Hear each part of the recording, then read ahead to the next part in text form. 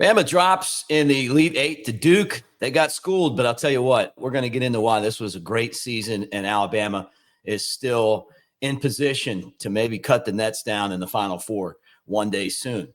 We'll talk a little bit of football, some of your questions in the mailbag, and more right here on Cover Crimson. That's Clint Lamb. I'm Mick Gillispie. We're brought to you by mybookie.ag. Use that promo code CRIMSON, and we'll tell you how that's going to help you out. But first, let's play the most electrifying open. And I mean it. This is a great open right here. Clint, you're going to love this.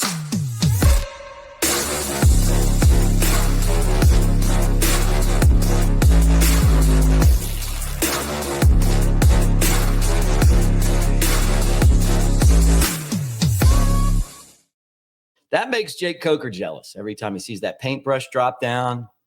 You know, it's a color crimson open with crimson paint. You can't beat that. What's up, man? The only thing we got to do is update it with the new logo. Yeah. I didn't even notice that. Look, what I did notice, though, is that Bama, look, I got to tell you this. Before I get into this game, I'm so proud of this team, okay? They accomplished as much as they could possibly accomplish. They didn't have the season that we thought they were going to have, but they had a pretty darn good season. They went out there and did their best. It just didn't work enough to get them back to the Final Four. Maybe it was the matchup with Duke, whatever. They got cold shooting. They got blown out, and they got schooled by the best basketball program in the last 30 years. With that said, hats off to them, and as they move on. But they're gonna be without their 4 starters because there's no more eligibility for Youngblood, Amari, and obviously Sears and Nelson. And then I wonder, Clint, like what's going to happen? Do you think Nate Oats is definitely sticking, or is this the year he bounces? I mean, no, I don't. It's a lot. It's a lot, isn't it? I don't think this is the year that he bounces. I think like what jobs would be going after him right now? Texas has their guy. Kentucky, obviously they had their guy last year. Like there was opportunities for Nate last year after that Final Four run. He didn't jump ship then. So I think it would take, I don't know I'm sure there's probably a program or team out there that he might be willing to leave Alabama for. I'm not saying that Alabama is the same as it is in football, but I don't know. I feel like some of the jobs that were available that he could have had last year that he didn't, I feel like that if none of those were appealing enough, I'm not sure what is. So, I feel pretty confident that he's going to be back. But, yeah, it was an unfortunate game. It's one of those things where you got to kind of ride out the initial emotion from it. And it's not the fact that people are unappreciative of what this team was able to accomplish this year. The Elite Eight, only for the 3rd time in program history, back-to-back Elite Eights. That's how mad can you really get? Now, granted, preseason expectations, potentially the best team, basketball team in college on the college level, maybe falling somewhat short of expectations based off of that. But it's tough to get to the Final Four, guys. Like even when you do have like the best team, you can always get upset if something goes wrong. Injuries played a part. But I think it was the way Alabama lost to Duke. The fact that it wasn't, a lot of people were expecting it to be pretty competitive. There were some concerns that this kind of thing could happen, but I think a lot of the people who were doing the previews and all that stuff, from a matchup standpoint, the way that Alabama shot against, in the Sweet 16, it's like, if they could even give you half of that, then they're still going to put up a solid shooting night. And then it's their ability, how can they get some of those bigs in foul trouble, get to the basket? I didn't think they did that enough as far as trying to get their bigs in trouble, especially early. I thought that was interesting. I thought that might be a route that they take, but granted, I'm sure there's someone in the comments or, who's listening who probably is like, no, that wasn't the game plan, and here's why. But that's the way I probably would have handled it with my limited basketball knowledge. But it was just the fact that they shot so poorly. Really, it kind of got to a point where it was constantly like, okay, are they going to make a little bit of a run here? They get back within 6 or 7 points, and then it would kind of yo-yo right back to 10 or 11 or 12, and then it would go back to 6 or 7, and then it just kept doing that over and over. And just every time you start to get your hopes up like they can make a run, at one point there was like it was a 6-point game. There was a rebound that they could have gotten. They weren't able to secure it. Kicks it back out to someone be on the 3-point line, they shoot a 3 and they hit it, and now it's back to 9. It's like that kind of frustration the entire game, I think, is why a lot of people initially were disappointed. Probably a lot of emotions early, but I think as people started to kind of calm down a little bit, you reflect a little bit more and you say, I mean, hey, Nate Oats and company, they're doing something right now that's never been done in the history of Alabama basketball. And so you've got to appreciate what you've got. I will be curious to see what the roster looks like in 2025, 2026, though. Well, and they do this thing so where that you basically rebuild the entire roster every year in basketball. And there's a list of players they're already looking at for next year. It felt like they had the pieces this year, but they just didn't come together. I mean, you look at what Auburn's doing with all of those veteran guys, and Alabama was clearly younger than that. Maybe that's a kind of a game plan that you look at in the future, maybe with more veteran guys, the way that the NIL thing works. But, I felt like they had all the pieces, but they just didn't get it done, Well, I think Latrell Wrightsell, like losing him, that was such a big deal. That's length at year 2. He can play some point. As far as being like a defender, known for being one of the better defensive players in Alabama's roster, he would have been a valuable guy to have in that game against Duke. I mean, it's another potential shooter who could have been hot while everybody else was cold, and he could have been the guy you kind of turned to or relied on, from a defensive standpoint. It really felt like, anytime Alabama dealt with length, it didn't take a rocket scientist to figure out they really struggled. I mean, whether it be Duke, whether it be Florida, Auburn, just that style with the way that Alabama was really undersized as far as like the backcourt and, down low, they felt like they kind of got out physicaled, a lot of the time. So it's like, while I agree with you, I thought, with Amori and the fact that they secured him, which allowed them to move Nelson back to the 4, the fact that you got Aiden Sherrill, who could provide another big body presence at the 5, that was a big problem with the previous year's squad. And so when they address that and they keep a lot of stuff intact, they bring in a lot of talent, from the high school ranks and the transfer portal. You just expect them to, compete for a national championship. And I mean, in a lot of ways they did. I think Final Four, everybody would have been feeling really good. But with the way that they were kind of up and down all season, by the time the tournament rolled around, the Elite Eight kind of, to me, felt like that was the sweet spot. Like, you knew that this team at some point everything could click, and they were good enough to win the national title. But it's just with the way that they had been up and down all season, it would have taken everything kind of clicking at the right time. Never really saw that. And so that was about the ceiling for this team. But just the fact that this is kind of starting to become more of the norm, the Sweet 16 is kind of like, that's kind of expected every year. The Elite Eight, it's like, okay, all right, they're doing some good things. And then, the occasional Final Four, and maybe at some point you end up being one of those fortunate basketball teams that's able to finally get over that hump and win in the Final Four and then win the national championship. I think this is a program that's quickly establishing itself as one that could do that at any point. But I mean, the right pieces have to come together at the right time. But the good part about Nate Oats is he can recruit, and so it actually feels like, I don't know what's going to happen with some guys as far as leaving in the transfer portal. Obviously, you talked about 4 really big names, but they bringing in 3 freshmen, all top 75 recruits. I'm sure they'll tackle the transfer portal and at least get 1 or 2, maybe 3 guys, but that would mean you would need to start figuring out, okay, who else is leaving. But hopefully a lot of this roster can stay intact, because I think it's a talented roster. Yeah. I'd love to see it stay intact and try to build on, what they've already done, what they've accomplished, and build on the program, the way that it sits now. I mean, they have a lot of talent that just didn't come together.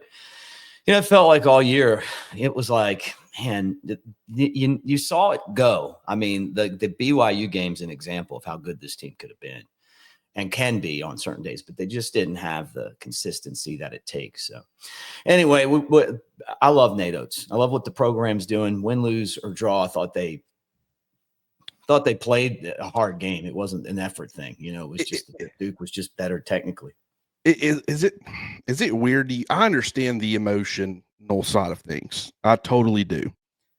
But the last couple of years, well, really, I guess it's been about the last 3 years. It started in the Sweet 16, if I recall correctly, when they lost to San Diego State.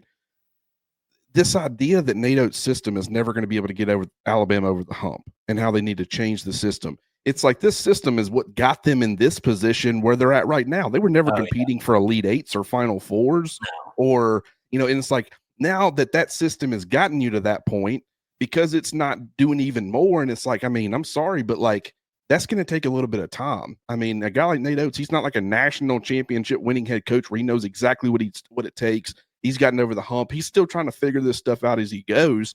But I mean, I find that criticism as far as needing to change the system. It's just one of those things where it's like, just take a step back and understand what you're saying. I mean, do you want to go back to the way it was previously, the previous 110 almost years of program history where, making it to the tournament was a big deal? Or do you want it to be kind of how he set things up now where, I mean, right. I think the length is really what hurt them down the stretch. I feel like if they would have had more length, maybe a little bit more physicality underneath, obviously shooting helps. You got to be able to hit, and they just were off. But length was the problem. Like Duke's length compared to theirs is what really made it such a challenge. I don't think it's the system. I think maybe you need to add some length to execute that system in certain instances against certain teams. But I think that's such a weird criticism, Mick. Yeah, I don't agree with that either. Look, when you are trying to get there, right, you just keep taking shots. And shots are getting to the Elite Eight. You're down to the final 8 teams in college basketball. Last year, you were in the final 4 of college basketball. The years before that, it was like 16. So you just keep getting there and then hope that it comes together. It just didn't come together this year. It just didn't come together. I felt like Sears was a star player. He's the best player that Bama's had. But to win a national championship, we may need somebody to be a little bit better than Sears. Somebody that is, a superstar like he was last year in the tournament, making the shots. He couldn't make shots. And if he doesn't make shots, you're not going to win. And that was more – it was something that we saw this year from him. He's definitely human. But I wish him the best, all those guys, as they move forward. They really made the school proud. It's been fun putting Bama in your bracket and really thinking that, and really honestly having a chance to win. They just didn't do it this year. All right, let's go into the mailbag as you guys hang out with us on Cover Crimson. Now, I do want to say this. Thank you all for being in the comments section. Keep those comments coming. And again, roll tide to all of you guys. We're brought to you by the great people at MyBookie. You know that. MyBookie.ag.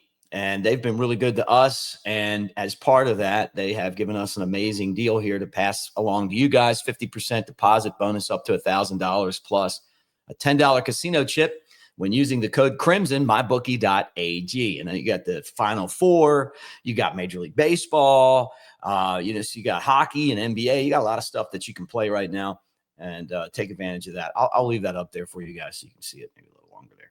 All right, let's get into the mailbag. What do we got going on here?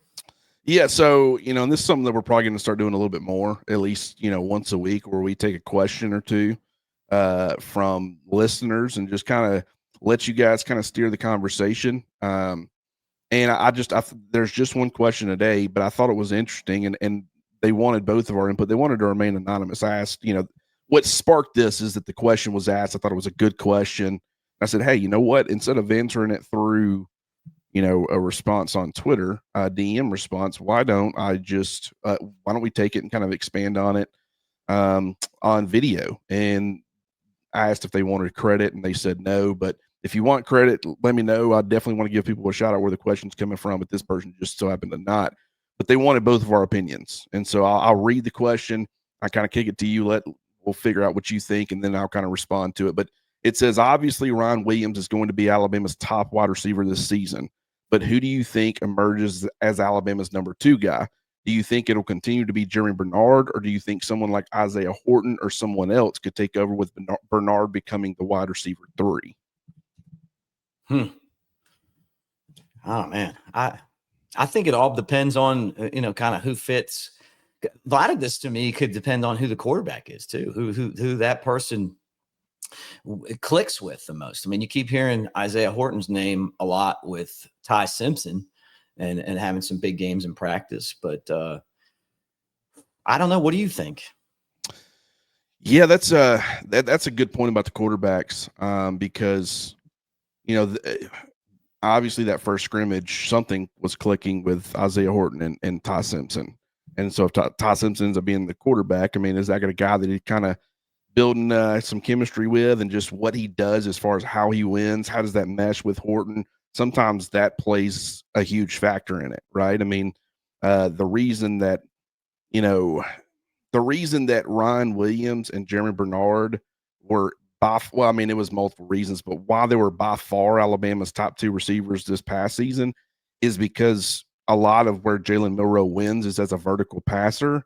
Mm-hmm. And while I think Kobe Prentice could have been a vertical option from the slot, that's not how Alabama wanted to attack defenses. They wanted to attack vertically from the perimeter.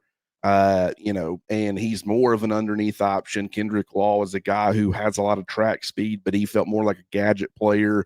It's like you start working your way through. That's why I think Jalen Hale would have had a massive season last year with Jalen Milroe, because not only would it have meshed well with Milroe's game, but also really what Alabama wanted to do under Kalen DeBoer, which is attack defenses vertically. So, like, that's going to be a part of this. That's not going away, even though you're going to Ty Simpson, because of the offense and the fact that it wants to attack you vertically. But, the fact that Germie Bernard, I think he's an underrated field stretcher.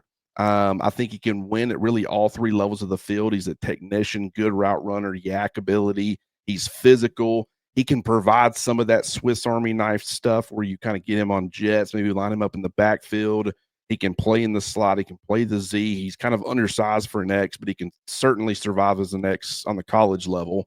Good as a blocker, probably needs to be more consistent there, but it's like he kind of does everything well. I don't know that he does anything at an elite level other than he's got super reliable hands. And that is being a reliable option that's going to secure the targets. That's absolutely huge, becoming a trusted option. Horton is kind of, he's primarily like an outside receiver, a big-bodied X. You play him at the Z some, but probably not a ton. Only a very small percentage of his snaps in the slot. So while you think about Ryan Williams and moving him around and creating mismatches, moving Germie Bernard around to do the same, Isaiah Horton wins. What he does well, he does extremely well. And so I'm not saying he's not going to be able to win because you can't move him around, but he is more who he is as far as being a pure outside option. That's going to limit things some, but does well working in traffic. I think he's a lot better as far as working over the middle of the field than you would expect for a guy his size. Sensational catch radius, can win vertically, contested catches, good red zone threat. Not a good blocker for a guy his size. That's something that I went and was watching some of his tape, and I was not impressed with the blocking. He's got to improve on that front, in my opinion. Mm-hmm. But, I don't think that's going to be as important in this offense as it was last year. So a little bit different. But I would say right now, I view, even though Isaiah Horton just had a fantastic scrimmage, and it's really, the more that you start hearing about that stuff, it's like we got to start taking that seriously. We knew he was going to be a starting receiver. We knew he was going to be a really good option, but I just feel like when you're watching Bernard and kind of what he provides, I still say it's probably like a 2A, 2B to me, but I would still list Bernard as the 2A right now. I just feel like with what he does well, the fact that he's comfortable in this system, he's played with his coaching staff or played under this coaching staff for multiple years now. And, he was once again by far Alabama's most reliable option. Not the most dynamic relative to Ryan Williams, but like Ryan Williams had 7 drops. I think between Horton and Bernard, both of those two guys combined for 6. So wow. I think they're more short-handed guys at this point in their career. Obviously, they're right. The person who asked the question is right. Ryan Williams is going to be kind of that alpha number 1. But I would probably say, in my opinion, Bernard's going to be the number 2 with, Horton being a 2B, and I think it's pretty evenly split. But I think this year compared to last year or this past season, it was just 2 guys who were way ahead of everybody else as far as the targets.